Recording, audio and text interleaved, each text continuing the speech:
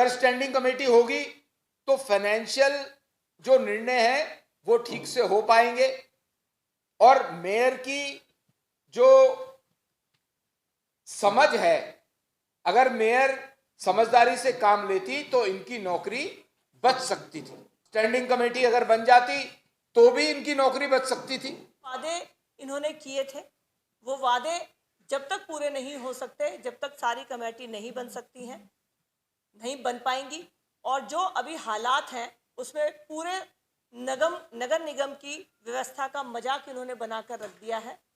अगर ये चाहते तो इन कर्मचारियों के लिए रेजोल्यूशन प्राइवेट लेकर आ सकते थे, पूरा हाउस उस दिन था वो वहाँ पर पास हो सकता था सहमति से, और इस समस्या से हमारे कर्मचारियों को जूझना नहीं पड़ता।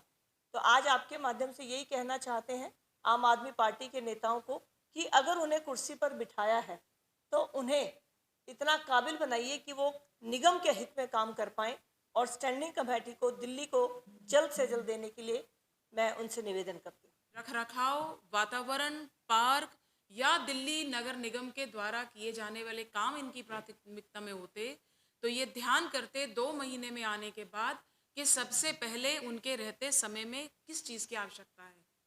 अगर उनका कॉन्ट्रैक्ट समाप्ति में होने को आ रहा था तो उनको चिंता होनी चाहिए थी और सबसे पहले उनको उनका अनुबंध आगे बढ़ाना चाहिए था।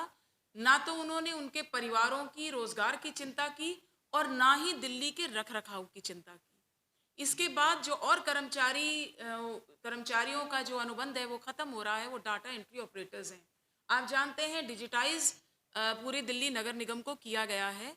ऐसे में डाटा एंट्री ऑपरेटर्स बहुत महत्वपूर्ण होते हैं, लेकिन उनका भी अनुबंध अचानक से खत्म किया जा रहा है।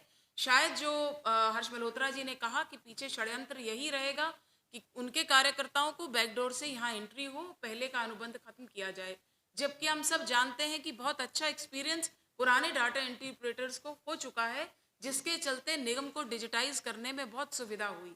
डीबीसी कर्मचारी, चाहे वो हाउस टैक्स का काम हो, चाहे और कोई जितने भी काम होते हैं, हम उनको उसमें प्रयोग करते हैं, उपयोग करते हैं।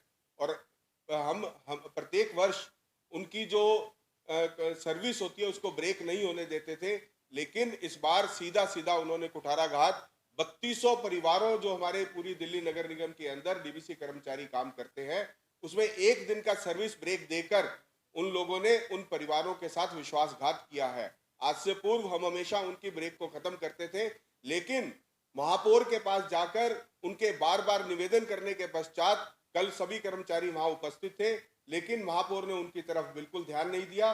जैसा कि अभी मेरे से पूर्व में वक्ताओं ने बताया कि वो केवल अपने कर्मचारियों को अपने जो है पार्टी के लोगों को वहां पर लाना चाहते हैं। इस प्रकार का उनको डिसकंटिन्यू जो उन्होंने किया है, इन परिवारों के साथ बहुत बड़ा विश्वास। सभी डीबीसी कर्मचारियों की सर्विस को जो डिसकंटिन्यू उन्होंने किया है, उसको चाहे सदन के अंदर प्रस्ताव लाकर उसको जो है डिसकंटिन्यूएशन को खत्म करें, और जो जितने भी हमारे जो हॉर्टिकल्चर के कर्मचारी हैं उनके कॉन्ट्रैक्ट को आगे बढ़ाएं, ताकि हम अपने पार्कों को सुंदर बना सके। एक तरफ देश के प्रधानमंत्री मोदी जी आज जगह जगह हरियाली आप देखते हैं। G20 जब भारत उसकी चेयरमैनशिप कर रहा है और हमने पार्कों के अंदर जाकर हम अच्छे हरियाली के पौधे भी लगा रहे हैं, लेकिन अगर कर्मचारी नहीं होंगे तो आज दिल्ली के पार्कों की बहुत हालत खराब हो जाएगी और पर्यावरण का भी प्रदूषण बढ़ेगा।